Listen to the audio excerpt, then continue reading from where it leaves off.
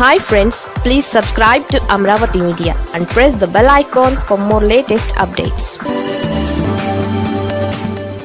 కూటమిలో ముసలం పుట్టడం తథ్యమేనా?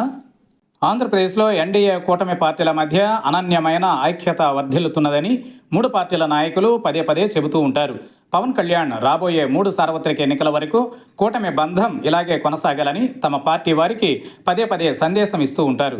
క్షేత్రస్థాయిలో కూటమి పార్టీల మధ్య, ప్రధానంగా తెలుగుదేశం, జనసేన పార్టీల మధ్య చాలా తగాదాలు, ఘర్షణలు జరుగుతున్నప్పటికీ పైకి మాత్రం నాయకులు ఐక్యత ప్రవచనాలు పదే పదే చెబుతుంటారు. వాస్తవంగా కూటమి పార్టీల మధ్య ఉన్న ఐక్యత ఎంత, అది ఎంత బలంగా ఉంది అనేది ఇప్పుడు స్థానిక సంస్థల ఎన్నికల నేపథ్యంలో తేలిపోనుంది. స్థానిక సంస్థల ఎన్నికల విషయంలో ముందుగా మున్సిపాలిటీలకు ఎన్నికలు నిర్వహించాలని చంద్రబాబు ప్రభుత్వం నిర్ణయించింది. అదే సమయంలో చైర్మన్ పదవులకు కూడా ఇండైరెక్ట్ పద్ధతి కాకుండా నేరుగా ప్రజలే ఓట్లు వేసి ఎన్నుకునే డైరెక్ట్ విధానంలోనే ఎన్నికలు జరగాలని కూడా ప్రభుత్వం నిర్ణయించింది. తద్వారా ఆయారాం గయారాంల సంస్కృతి తగ్గుతుందని, మున్సిపాలిటీలలో ఫిరాయింపుల సంస్కృతికి అడ్డుకట్ట పడుతుందని, చైర్మన్ పదవులు అస్థిరంగా కాకుండా ఉంటాయని కూడా ప్రభుత్వం ప్రకటించింది. ఈ నిర్ణయానికి ప్రభుత్వాన్ని అభినందించాల్సిందే. అయితే ముందుగా మున్సిపాలిటీలకు ఎన్నికలు జరిగితే సీట్ల పంపకం ఏ విధంగా ఉండబోతున్నది అనేది కీలకంగా గమనించాల్సి ఉంది.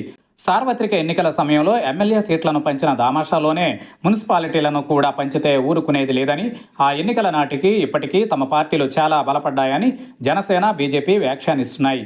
ఇంకా సూటిగా చెప్పాలంటే సార్వత్రిక ఎన్నికల సమయంలో జగన్ను ఓడించాలనే ఏకైక లక్ష్యంతో తమ బలానికి తగినన్ని సీట్లు దక్కకపోయినా అప్పటి అవసరాన్ని బట్టి అనేక త్యాగాలకు సిద్ధపడి సీట్ల కేటాయింపులకు ఒప్పుకున్నామని కూడా అంటున్నారు. అదే దామాషా మున్సిపాలిటీలకు వర్తిస్తుందంటే కుదరదని తెగేసి చెబుతున్నారు. చంద్రబాబు నాయుడు వారిని ఏ విధంగా మాయ చేసి తాను చెప్పే దామాషాను పాటిస్తారో, లేదా వారి డిమాండ్లకు తలొగ్గి ఎక్కువ సీట్లు కేటాయిస్తారో చాలా కీలకమైన అంశం. అదే సమయంలో ఇప్పటికే జనసేన, బీజేపీ నేతలతో క్షేత్రస్థాయిలో తెలుగుదేశం నాయకులకు ఉన్న విభేదాల దృష్ట్యా ఆ పార్టీలకు ఎక్కువ సీట్ల కేటాయింపు జరిగితే తెలుగుదేశం కార్యకర్తలలో అసంతృప్తి ప్రబలే అవకాశం మెండుగా ఉంది.